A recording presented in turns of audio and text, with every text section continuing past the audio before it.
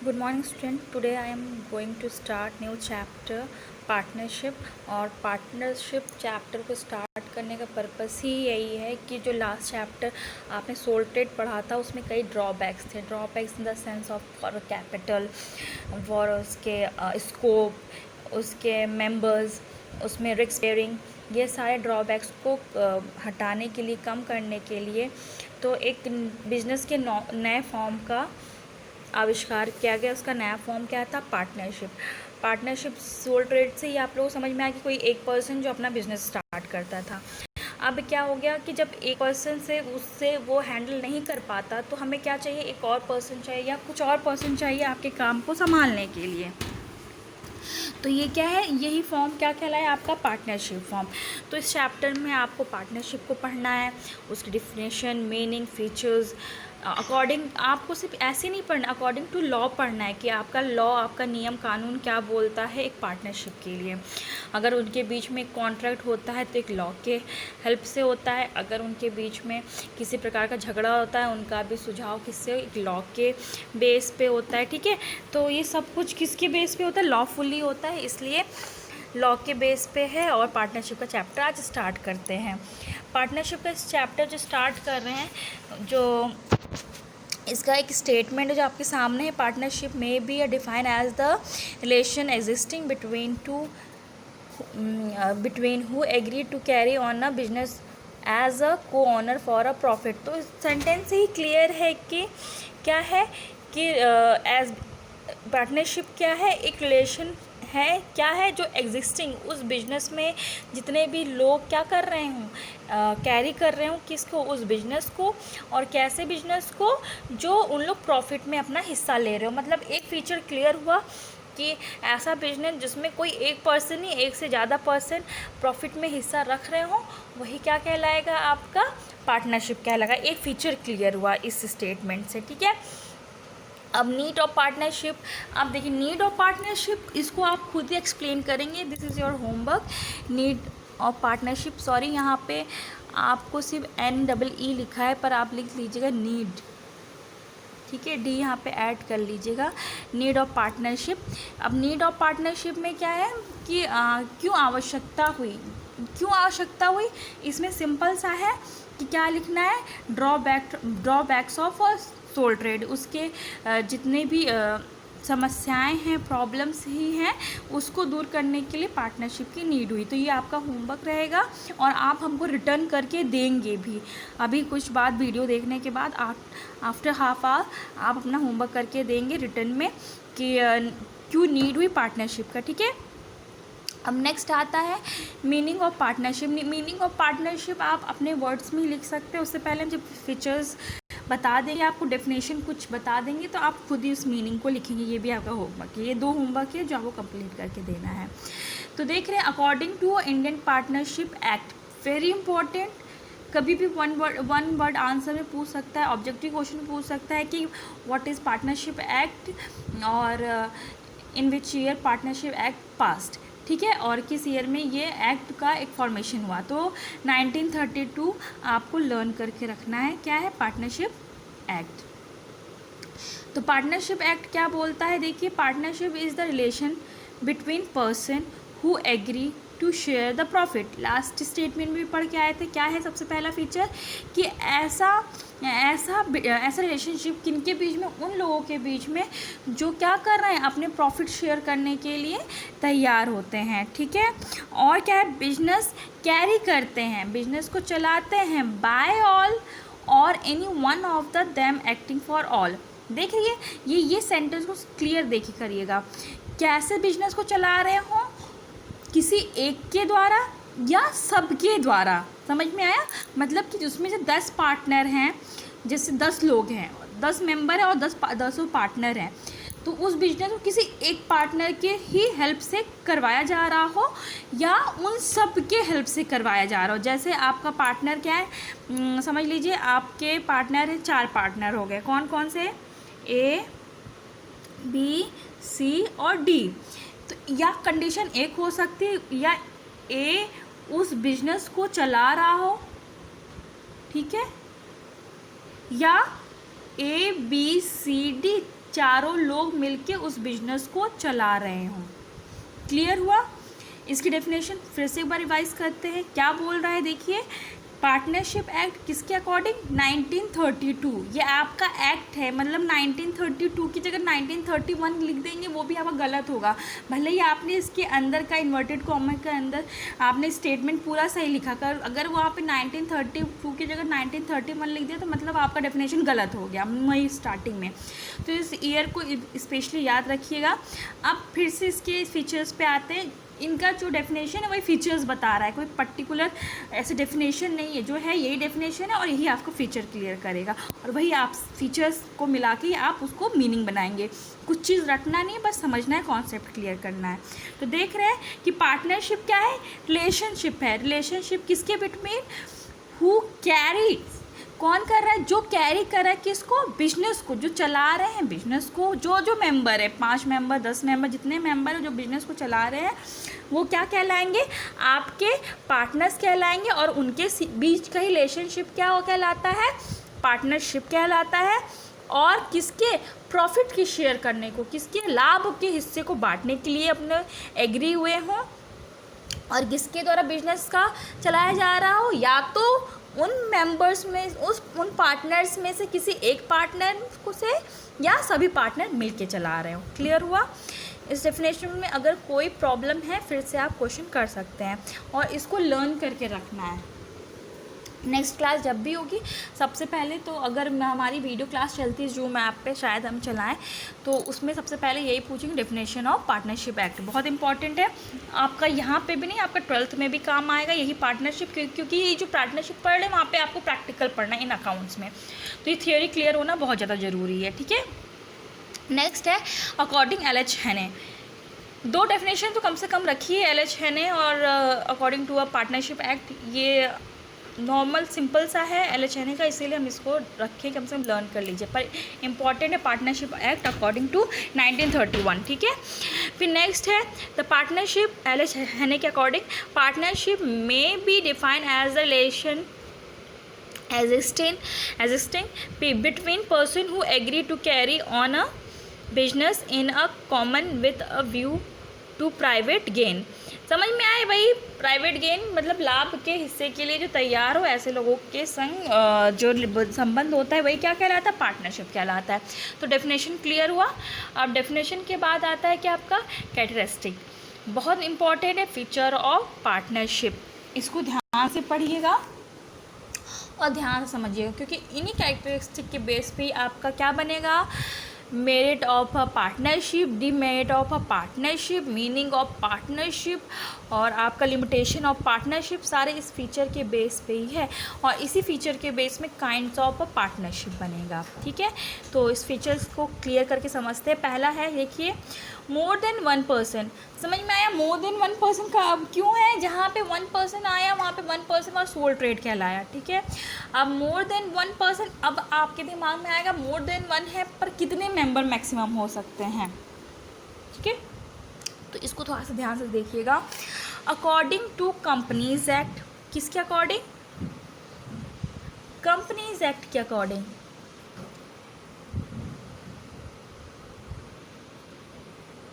ठीक है, companies act के अकॉर्डिंग आपकी क्या होगी? 1956, कंपनीज एक्ट 1956। इसमें 2 कंडीशन है, एक जनरल पार्टनरशिप होता है,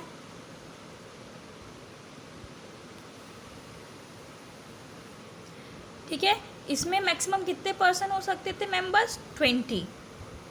ठीक है, और बैंकिंग पार्टनरशिप,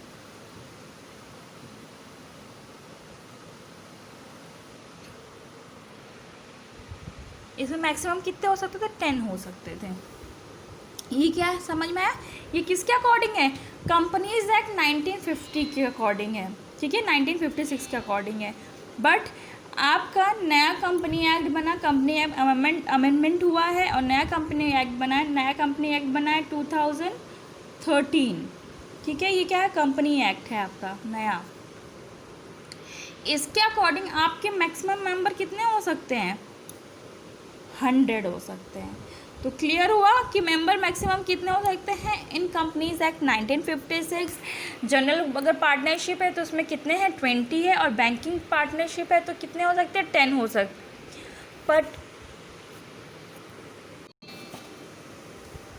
बट आपके न्यू कंपनी एक्ट के अकॉर्डिंग 2013 के अकॉर्डिंग कितने मैक्सिमम मेंबर हो सकते हैं, 100। वहाँ पे कोई जनरल और बैंकिंग पार्टनरशिप नहीं होगा, ठीक है।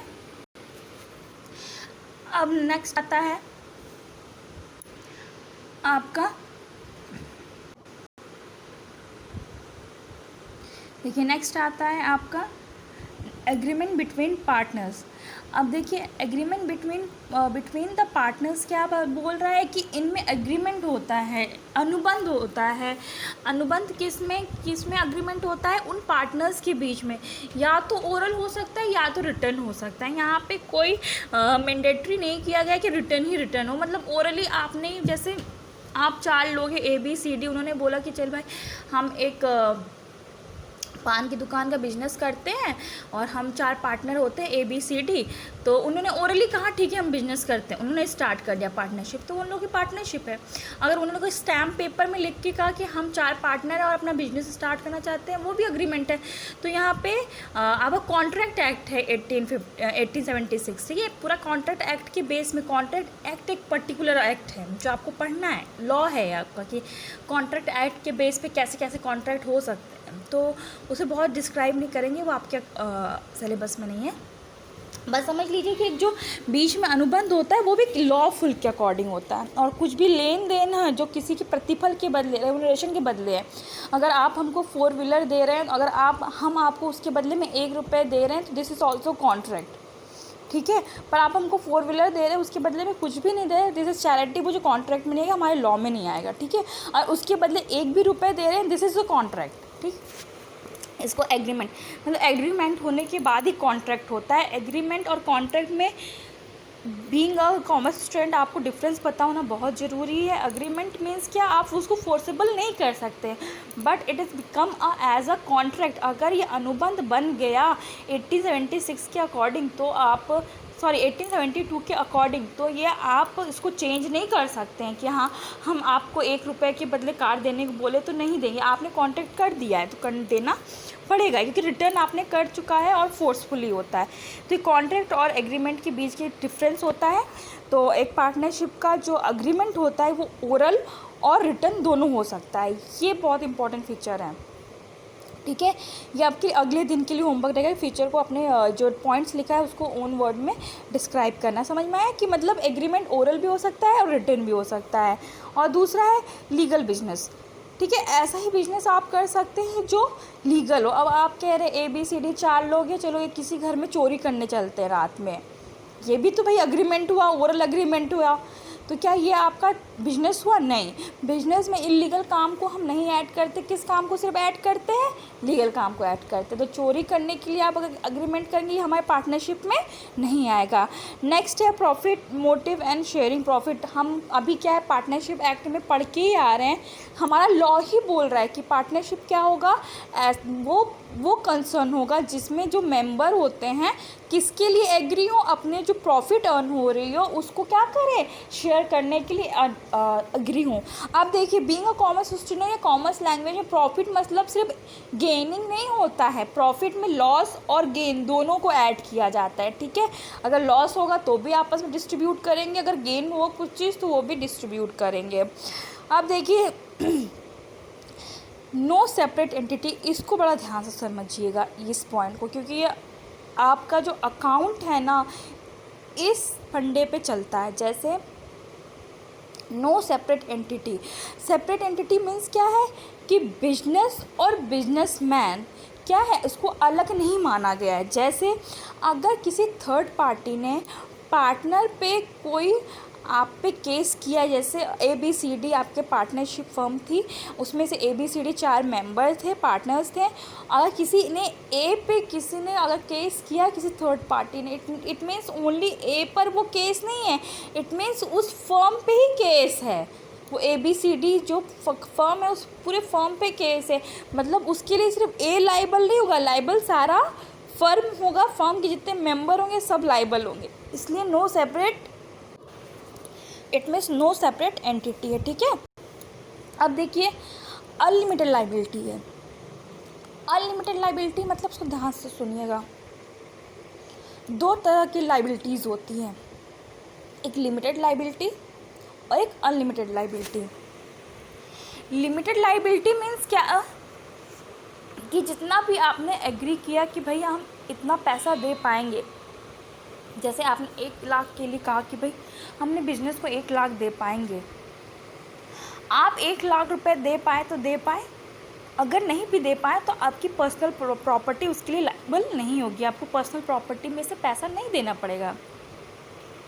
पर इन द अदर केस, जैसे आप पार्टनरशिप में होता है कि जैसे आपने 4 ने एक ABCD फर्म है, ABCD में 4 मेंबर है, ABCD अलग अलग पार्टनर्स है, और ABCD का जो फर्म था वो लॉस में चल रहा था, लास्ट में लॉस में होते होते उसको बहुत ज़्यादा लॉस हो गया और उसकी लाइबिलिटीज़ बहुत बढ़ गई। अब लाइबिलिटीज़ पे करने के लिए सिर्फ उसको बिजनेस से पैसा नहीं देना पड़ेगा, अब ABCD को अपने घर से ही पैसा लाना पड़ेगा। ABCD को सिर्फ घर से फिर पैसा नहीं लेना, अगर उसका फुलफिल लाइबिलिटी नहीं हुआ है, घर के संग संग उसकी पर्सनल प्रॉपर्टी, जैसे उसके नाम पे कोई ज़मीन हो, उसके नाम पे कोई सिक्योरिटी हो, उसने कुछ और भी ख़रीद के रखा है, उसको भी अपनी लाइबिलिटी को फुलफ़िल करने के लिए यूज़ करना पड़ेगा। इसीलिए वर्ड से क्या है, अनलिमिटेड लाइबिलिटी, जब तक उसकी संपत्ति है उसको उपयोग कर सकते हैं उनकी लाइबिलिटी को फिल करने के लिए, ठीक है, जबकि लिमिटेड लाइबिलिटी में ऐसा नहीं होता है। नेक्स्ट फीचर देखिए, म्यूचुअल एजेंसी, बहुत इंपॉर्टेंट फीचर है। देखिए कोऑपरेटिव सोसाइटी और पार्टनरशिप में ये म्यूचुअल एजेंसी सबसे बड़ा फीचर है जो एक दूसरे को अलग करता है। म्यूचुअल एजेंसी मतलब क्या है कि अगर हमने बताया ना सेपरेट एंटिटी नहीं है, उसी से कुछ मिलता जुलता है ये। अगर हम कुछ चीज़ अपने फर्म के लिए, जैसे ABCD हैं, उन्होंने बिजनेस किया फर्नीचर का, फर्नीचर के लिए उसने रॉ मटेरियल खरीदा लकड़ी, और लकड़ी के लिए उसने अपने लाइबिलिटी पे क्या है 10 लाख का स्टॉक खरीद लिया, क्या है फर्नीचर लकड़ियों को, तो उस 10 लाख को पे करने के लिए सिर्फ A ही नहीं लाइबल होगा, A के संग ABCD चारों लाइबल होंगे। मतलब उसने अपने काम से सिर्फ खुद को नहीं लाइबल किया, किसको लाइबिलिटीज़ दे दी, इसके साथ साथ अदर पार्टनर्स को। यही क्या है, एजेंसी का रिलेशनशिप है, यह क्या है, म्यूचुअल एजेंसी है, इसको ध्यान रखिएगा। पार्टनर अगर कुछ काम करता है बिजनेस के लिए तो उसके लिए खुद लाइबल नहीं रहता, सिर्फ उसको अदर पार्टनर को भी लाइबिलिटी दे देता है, ठीक है। अब देखिए नेक्स्ट